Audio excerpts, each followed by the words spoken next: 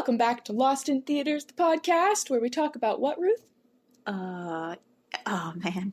Oh, no. What do we talk about in this podcast, dear sister? Things This is my that sister. have slipped through the cracks of pop culture. Yeah, but not just things. It's not like we talk about the jelly phone, which What? isn't a thing. Okay. I don't think the jelly phone is a thing. I got excited for a second. I was thinking of those telephones that are entirely transparent and you can see all their internet. What is the podcast about? Movies that have slipped through the cracks of pop culture. Oh, whoops. Yeah. And you made a good point this last week, Ruth. Oh, this no. podcast is not only helpful for finding movies you're interested in, it's also good for determining what movies you don't want to watch. I don't think I made that point. I think that was someone else in the car. It was a good comment though. Yeah. You know? It's that discernment process where you're like, that movie looks interesting, but it could be a sham. But it Yeah. turns out it was interesting. That's right. This week, Ruth, we're going to be talking about a movie called, are you ready for the title? No, I'm not. Swimming with Men. I don't like that. It came out in 2018. Oh, good. Ruth, this movie was inspirational. Oh, good. It was. So glad. It doesn't quite tie the perfect bow, but it does. It was when I started the movie, I was in kind of a funk, okay? Uh-huh. And when I finished the movie, I was out of it. Okay. You know, the characters are so winsome and winsomnia. Well, they don't Okay, maybe not. okay, so not all of them start out as winsome, but there's just there's character growth and friendship on the silver screen. Oh, no, this is the gold screen. What screen is the movie screen? It's a British movie. Good. And it stars Rob Brydon, sorry, Rob, and Rupert Graves. Rupert Graves, I know him most famously from, I Can Do This. He's Inspector Lestrade on the new Sherlock. What? Lestrade? I don't know, is that I correct? don't know either. I thought it was Inspector Lestrade. Anyways, on the new Sherlock with Benny and the other guy. Wow. I can't remember. Martin! Benny and Martin.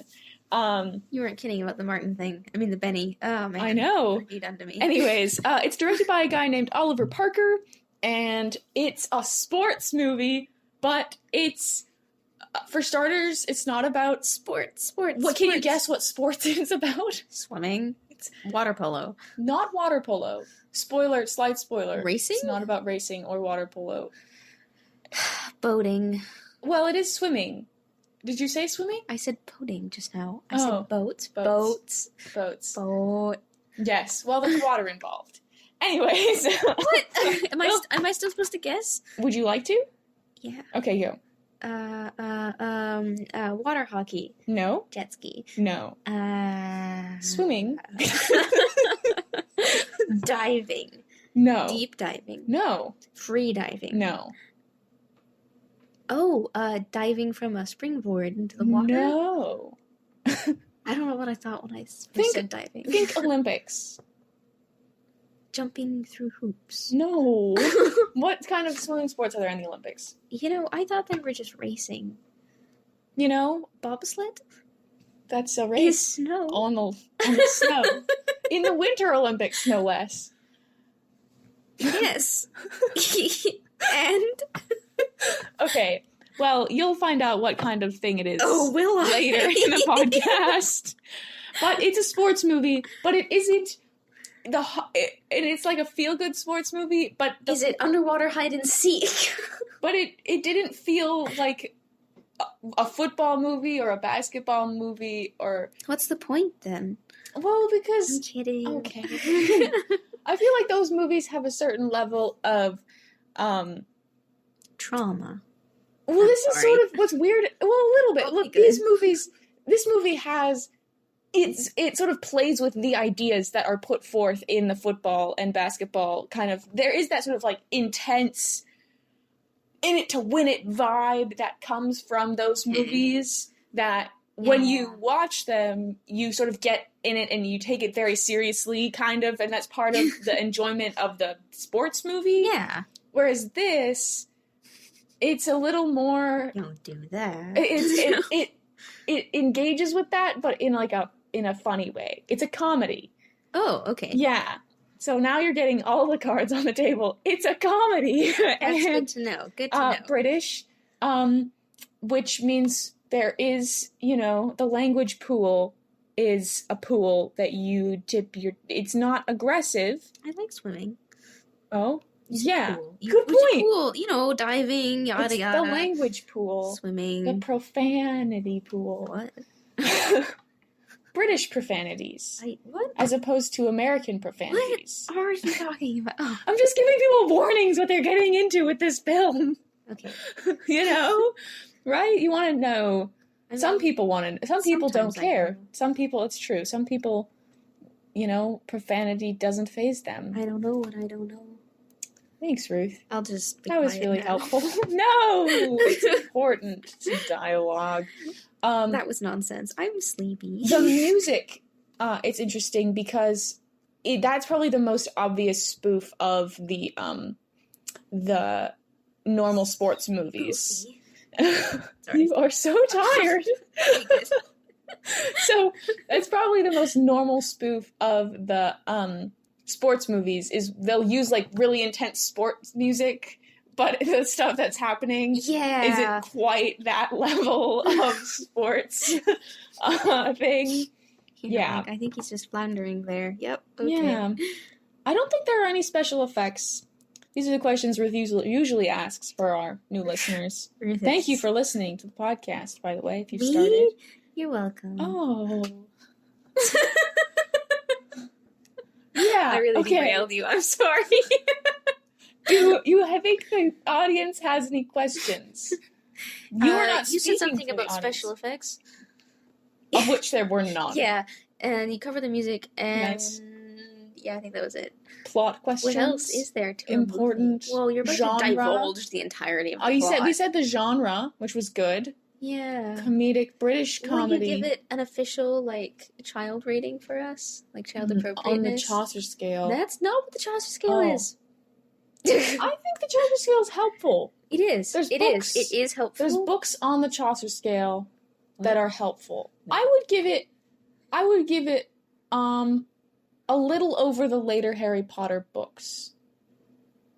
A little over? Maybe it's more like J.K. Rowling's second book that no one read. Some people read it. I didn't read it. What? The Cuckoo's Calling. What?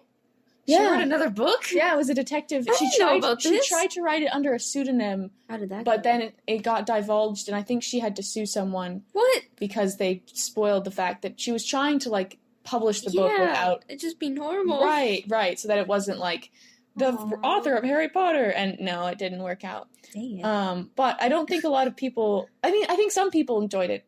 In my circles, wasn't, fanatically followed. It's hard to replicate Harry Potter. It is. But I hear it's a little more mature in nature than Harry Potter is. So though that none of us know what you're referencing. The Cuckoo's Calling. none of us have ever read the book. Yeah. Do you know the book The Professor, the Madman, and the Formation of the Oxford English Dictionary? No. That's quite the title. That's a book I aspire to read. Of the things I know of the book, this movie fits into that category for children. Redefine. The Chaucer scale is for raunchiness. The Shakespeare scale is for profanity. Oh, right! These You're things, right! may or may not pertain to appropriateness to children. Okay, the Shakespeare scale, it's a... Can your children watch this movie? It Would depends your on how children? you're raised. What age? Would my children watch this movie? My children might... I don't know. All of your hypothetical 6 children. Think about those hypothetical little 10 ones. children. Oh, that's much more than it last week's. It's gone up a bit. No. But the problem is I don't swear just on principle. Exactly. And so I don't really... So, if you're the kind of person that doesn't swear on principle... Not on print. Did I say principle? You Dang it. Yeah, I'm not one to swear. which, in both senses of the word, ever since my sister told me, What? my yes shall be yes and my no shall be no, I make a point to not make promises. We were like 5. I mean, that's And you straight were from like, the mouth of Dr. My Garner. yes Who shall will be vouch yes for that. and my no will be no. I don't make promises. And I was So just trying I was to probably pinky like promise. 8. I know, it was brutal. That means I was 5.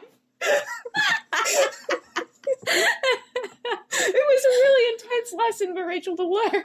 What in the world? It's like, yeah, promises are really hard for me to make now. Which, that's probably good. That's I true. think that's okay. Yeah, because my yes is yes and my no is no. It's more just like a thought that's probably good to live by. Yeah.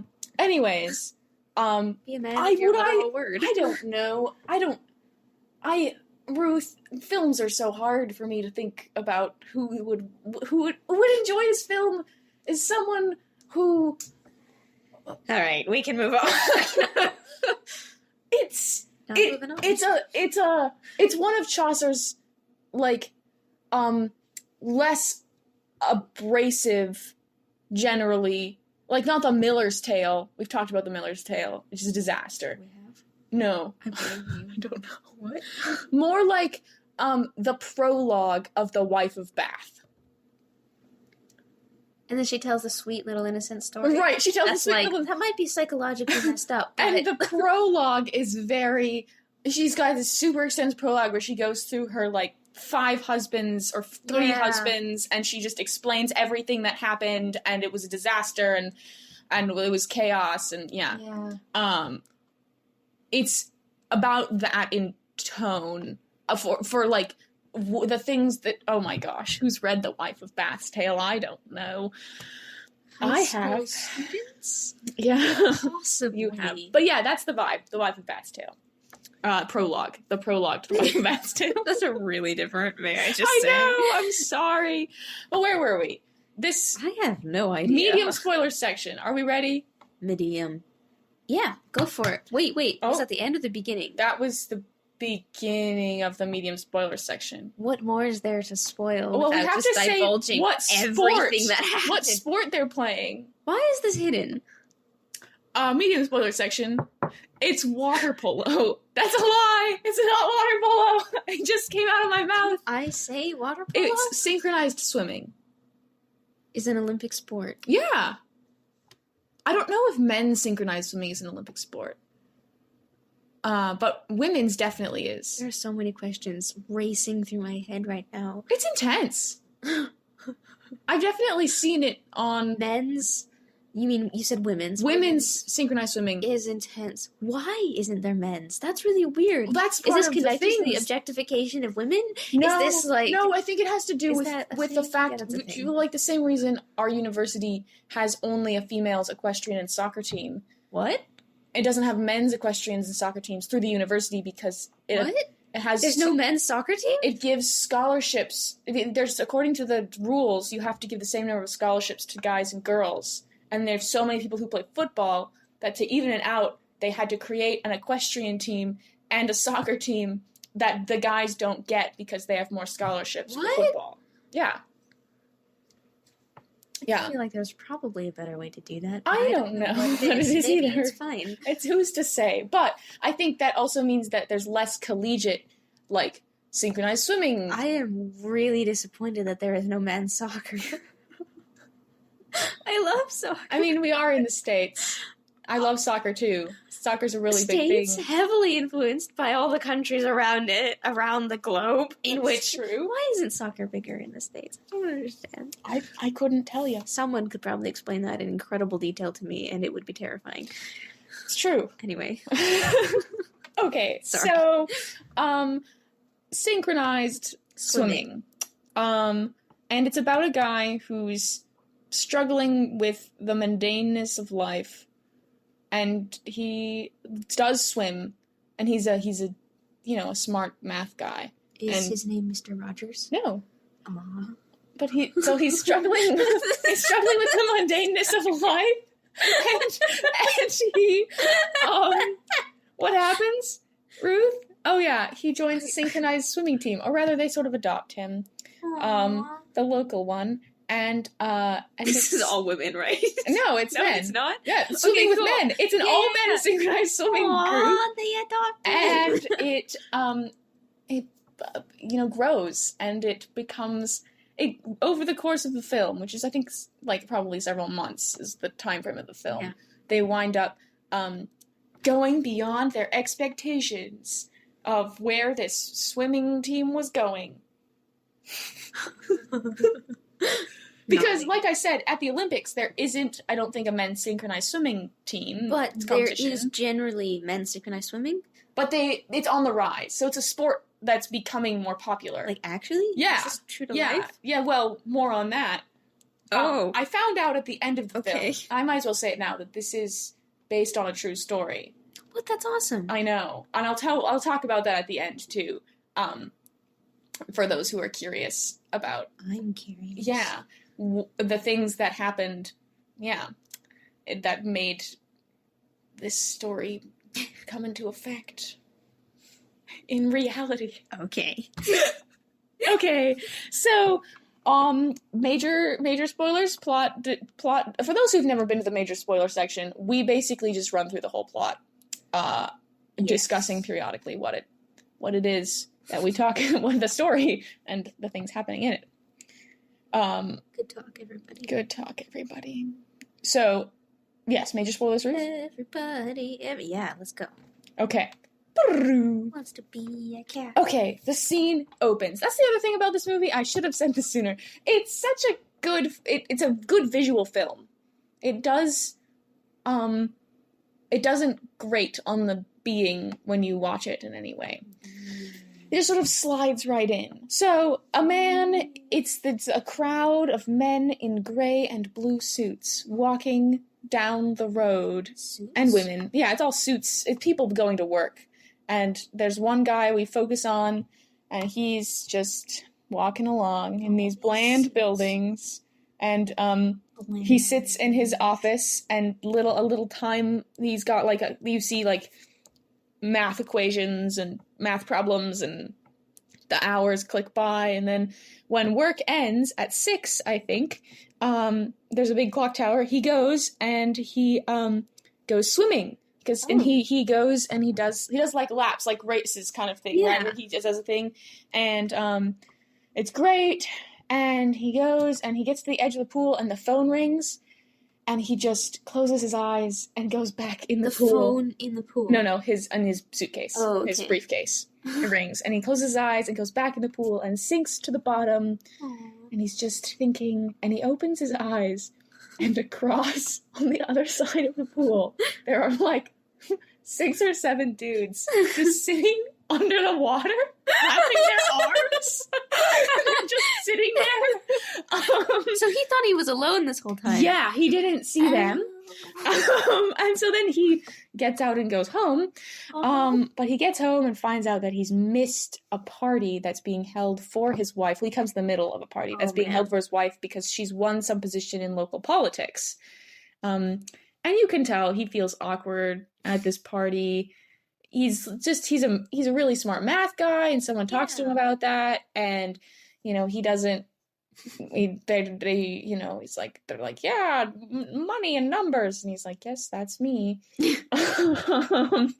And so his wife ends up talking to him, and she's upset because she wanted to share this with him, and he's like, I just didn't think I was a part of the system, the things you were doing, and there's miscommunications, and it's hard. You can tell their marriage is strained. And at work the next day, he calls her and tries to be cheerful. And he says, how's your first day? What's going on? And she's about to go to counsel. And, she's like, hey, I don't know. I have to go. I've got this thing. And then, so there's a guy at the party last night that she was talking to or whatever. And he extrapolates violently and asks if she's cheating on him, and it's a disaster. And then they call later in the day again and try to talk some more, and that doesn't work. And then he's back at the pool. And this time he's still swimming. He's sitting on the edge of the pool, and there's all these guys, and it's the guys from before, but they're in the middle of the pool trying to do their balancing thing, and it's just collapsing. Their poor little order. They're running into each other. And they're like, we don't know what's going on. And it's great. They're just so British, and they're having this, trying to understand what to do. And it's great because they're just normal dudes, right? They're not like super ripped swimmer types. They're just, one guy trying out some swimming. Yeah, they're trying out some swimming, and figures can swim. Exactly. And so our main guy, whose name I believe is Eric. At this point, I wrote our protagonist, but I believe his name is Eric. He actually steps in and he's like, so it's a numbers issue. You guys have an odd number, but you need an even number for the structure to be solid. And he's like, so one of you has to quit. And then he gets a phone call, and it's from his son, because he has a son, and he's like, something's wrong with mom or whatever, and he's like, hang on, I have to go. And actually, he told them about that issue while they were in the locker room, because they were talking about it. Oh, okay. And he's like, well, I have to go, I'm sorry, And so he runs home, and it turns out his wife is not sick, but his son called because there was that other guy back at the house, and he wanted his dad to see it, so it was complicated. Okay. And, but nothing was going on, per se, and he gets upset. He takes all of the wine bottles because they were drinking wine. So he takes all of the wine and leaves the house and checks into a hotel. It's really hard to know where this guy's coming from, but I could see someone doing this. It just escalates. Yeah. And so then he goes out drinking, and after a couple drinks, he then goes back home in the middle of the night, and has a drunken conversation with his wife, and his wife is like, well, do you still love me? And because she's not seeing that guy at all, right? He can't say it. It's just complicated, apparently. And then she closes the door, and so the way the film does it is he passes out, and then it's sort of like him at the bottom of the pool the next day. Okay. So at the bar the night before, we had seen the guys from the pool were there. And they saw him drinking, and they were like, oh dear. So at the pool the next day, there's a voice. So he's sitting on the pool, and there's a voice that ends up talking to him and like takes his arm and pulls him up, and then it's the group, the synchronized swimming group, has incorporated him into their little thing. And they were talking about all the different stuff that they do. They're swimming. Yeah. And then a woman comes out, and she was watching on the monitor, apparently, because she's like one of the pool people. Yeah. And she's like, yeah, you guys, you're doing good. And she gives some suggestions. So apparently she knows how this works, swimming. And so then they all sit at the bottom of the pool. Okay, they do that thing where they float at the bottom. And then at the pub, they all go to the pub, right? Mm-hmm. And they officially invite him into the group. And it's an exclusive group, mind you. It's a protest against the end of dreams. and who they've become, right? Like, this is their little protest group. And he joins, and at work he like arranges paper clips in their little formations. He's like thinking about like what they're doing, and meanwhile he goes and gets his stuff out of the house and like fully moves into the hotel. So that's not going well. So he goes, that next Thursday or whatever is going to be his first official practice. So he's so excited. He goes, and there's like rocking music when like the shower goes, and he goes out, and he's like ready, and nobody's there. And he's like, what? And then someone like scares him from behind, and everyone jumps out of the pool, and they're like, hey, it's really great. And so, they have a great little class where they talk about like, one line, he's like, I can't float. And then some guy is like, the art of floating remains a mystery. And they talk about the subtle techniques of floating, and he catches on really great. There's all sorts of things, and it's this is in these scenes where the movie really shines. There's like several of these, and the dialogue between the characters. One of them is just so he's like it's the endless mundanity of life that strikes us, he's like that guy. And then there's the guy that guy. And they just, and then there's the the young dude who says things like that's a thing, right? And they're like, I don't know. But there's a great little dynamic that goes on.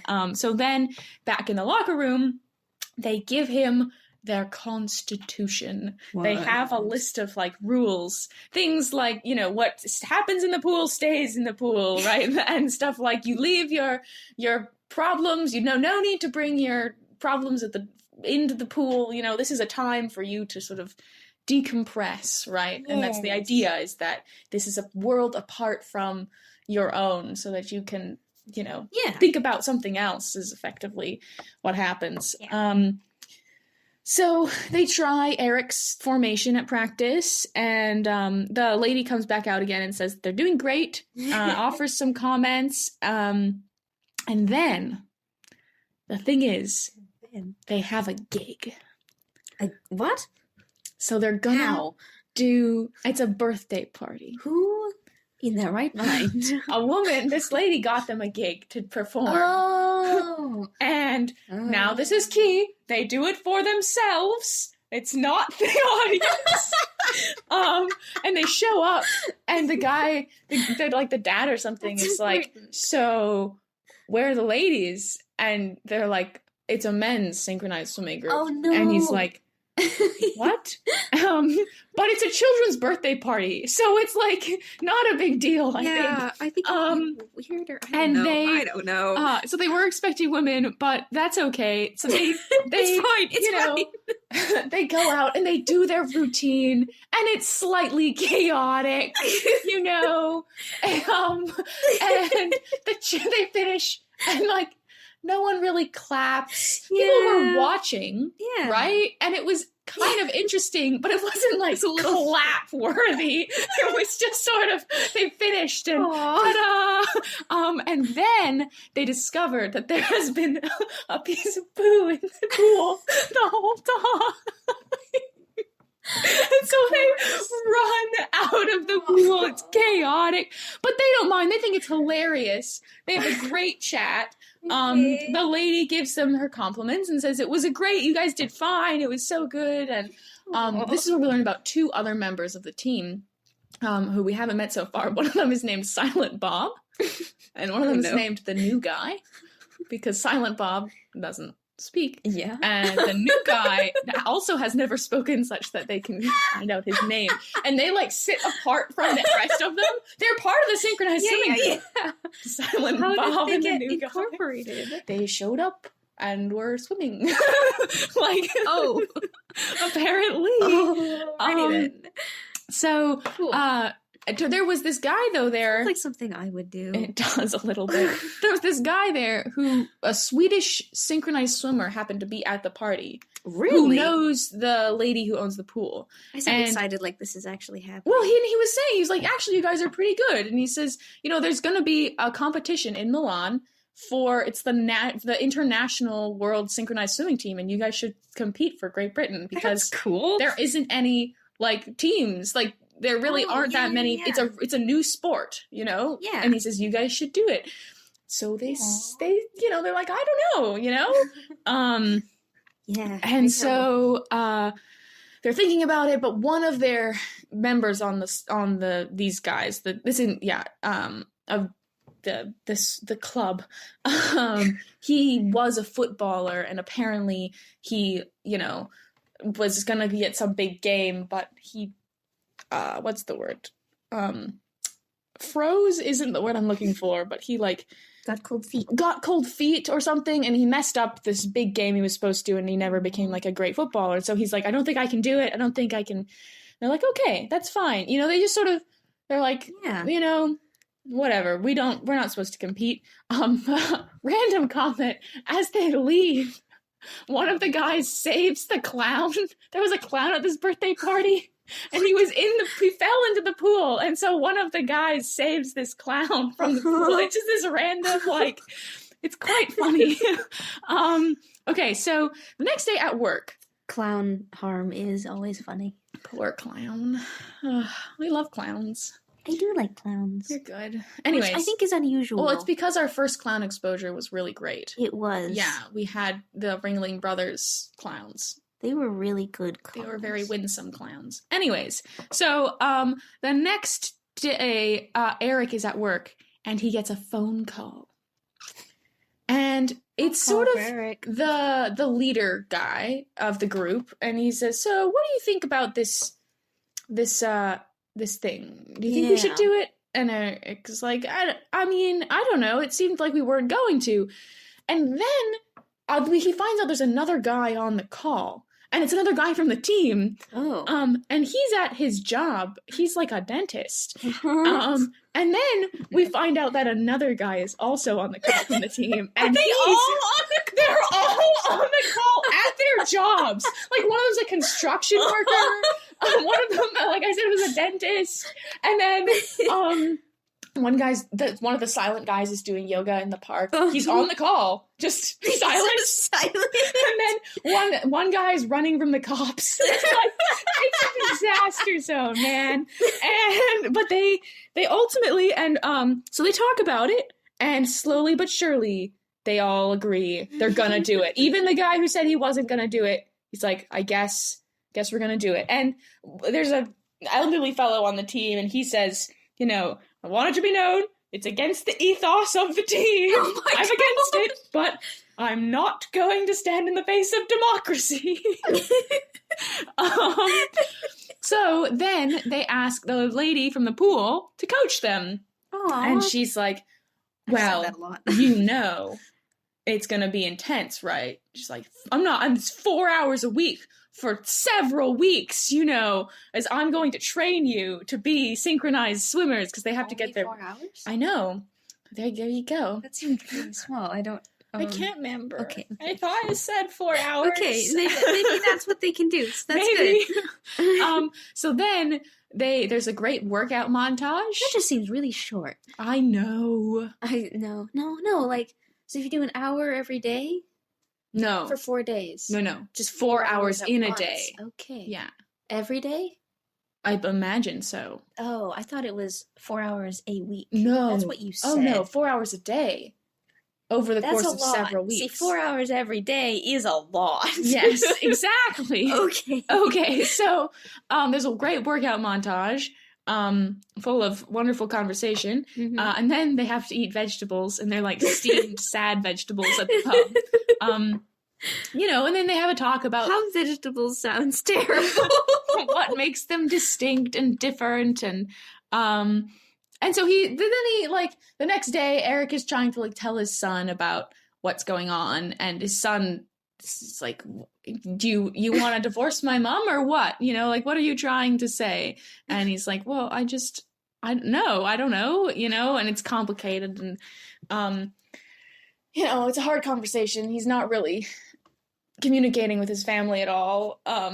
But they're trying to talk a bit. Well, okay, the next scene. Well, no, it doesn't seem like that, but why did you say that? They're at this point they're kind of living independent lives. Okay. Is it because of the team? No. It's because Eric sort of ran away. Okay. Right. Okay, so the next scene, there's this really dramatic music, and you witness a flower wilt, and then it pulls out, and it's this guy, one of the guys on the team is like, and this will be our what is it called, routine. And everyone's like, okay. Okay. And so they start determining theme of the routine they're going to develop, and they go and watch a girls' synchronized swimming team, and that's horrifying because they're amazing, and they're like, well, we don't think we can do that.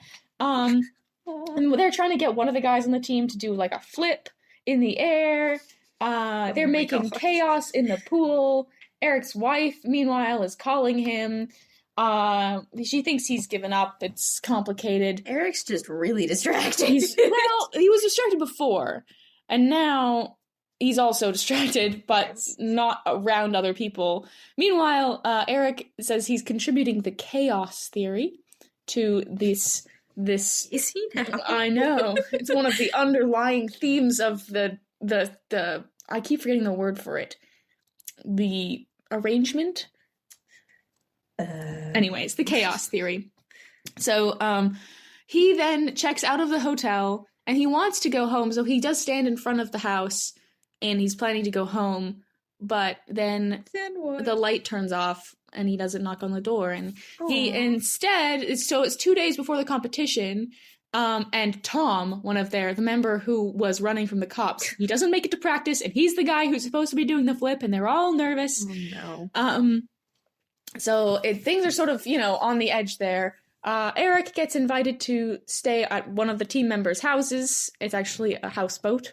And, they have good chats or whatever. Tom finally shows up at practice the next day, but he has an anklet on. Oh, no. The team falls apart as they're, fighting about the fact that Tom has an anklet, and they're trying to, get everything together. And then the cops show up. One of them is actually chasing Tom around the room.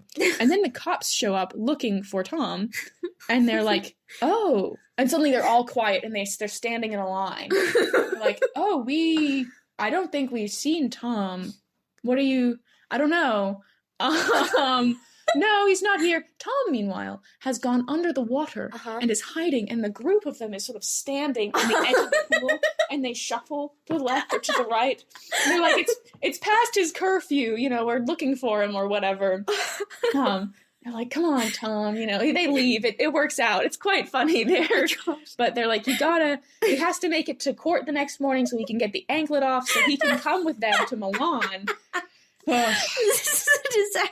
It's a disaster there, but they have a good powwow, and they apologize to each other for the they end up calling Eric Archie, as in Archimedes. Really? Yeah, because he's the math guy. Oh.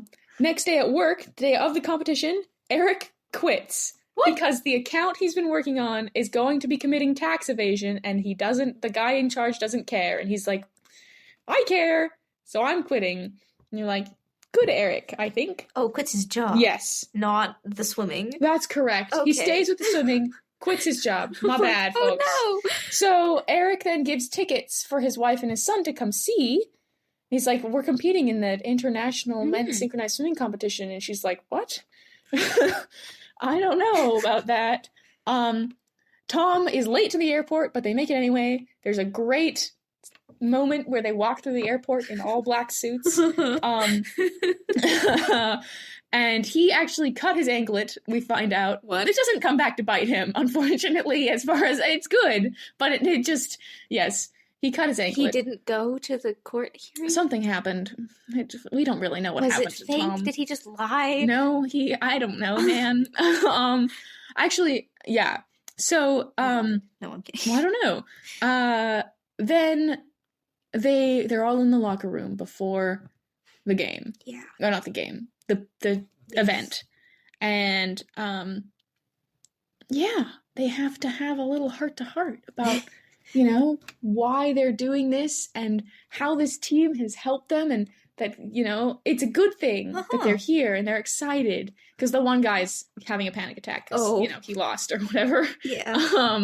And you can't do that again. Yeah. And then they do the routine, Ruth. And it's so good. Is you it? You just feel inspired. It's not perfect, right? But it's a good routine. Yeah. And it ends with the flip, and they do so well. And then they have to vote, and last place is the United States. Really? Followed by the Czech Republic, and then Japan, and then Italy. That was third place, was Italy.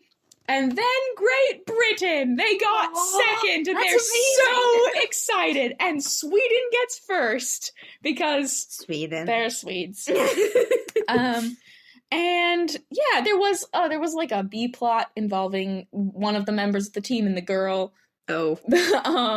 And that ends up fine. Nobody's traumatized. Nobody's traumatized. That's so great. And they end up, so Eric's wife needed press to come to a protest about closing down the libraries. Oh. And yeah. so they draw, so they're worried about it.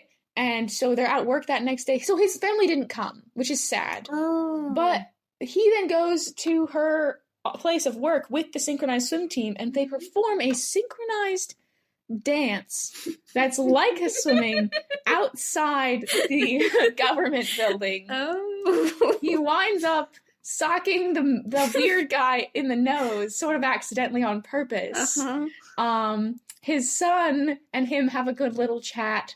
And then everyone sort of dances happily, and that one guy gets chased away by the cops. It's a Disney movie. What does he say? He says, "Embrace the chaos," as he runs away. And yeah, that's the end of the movie. And then you find out, so the end, there's, like, they tell you, so in 2003, the Stockholm Art Swim Gentlemen were founded. It was an organization that was founded in Stockholm as, quote, a protest against the meaningless of life. In 2009, this group won the World's Men's Championship. Really? Yes. And in 2017, they were actually, this movie came out in 2018, but they played the Swedes in the movie. That's amazing. Yeah, it's so cool. Aww. So I think it's a great movie. That sounds like just a sweet story. It's a sweet story. It's got really great dialogue. Yeah. I think it's good. The husband-wife thing would stress me out, though. It would, but it's more like, you know, they do a good job of not making it take over all of the film, but making it like. No, that's just it, like in the background lurking. Right. But they do a good job of not making it stressful, I thought. Okay. For the watcher. It's stressful. They did a good job of separating the audience from the people so that you don't, like, feel like that person. Yeah. Which can be an advantage, but in this case, because it's a comedy, I think there's that distance that you need. Yeah. Yes. So are you going to watch the film? That'd be fun. Yeah. Like I said, I really was sort of in a funk before I watched it. And then I watched it and I was like, well, that was pleasant. Yeah. Kind of liked that. It sounds like a movie to watch when you are feeling down. Yeah. Yeah. It's definitely kind of inspiring. Yeah. Definitely. It goes okay at the end. Yeah. All sorts out. Yeah. Well, thoughts for the people? Thank you for the retelling. Thank you for listening, people. Our representatives. She gestured at me. Thank you so much for listening. We hope you enjoyed. Ruth, do you think you're going to have any comments in the future about this film that people should stay tuned for? I enjoy swimming. Oh, that's so good. Okay. Well, you can follow us on Instagram. We're Lost in Theaters. At Lost in Theaters on Instagram, and like I said, theaters, THEATERS, not RES. Yeah, it is deceiving because our mascot, our little icon thing, is like a theater, as in working on RE. Ruth's going to do things, she says, about this. Like ER, it's an emergency. So listen, it's urgent. Urgent. Well, anyways, thanks so much for listening. I tried. We hope you'll listen again next week. All right. Bye. Bye. We forgot to add a song. Go for it. Oh, this is a sea shanty, and we talk about the sea because it's a swimming song. Tra-la-la-la-la-la. Okay. I don't think the ocean's involved at all. Anyway, goodbye, folks.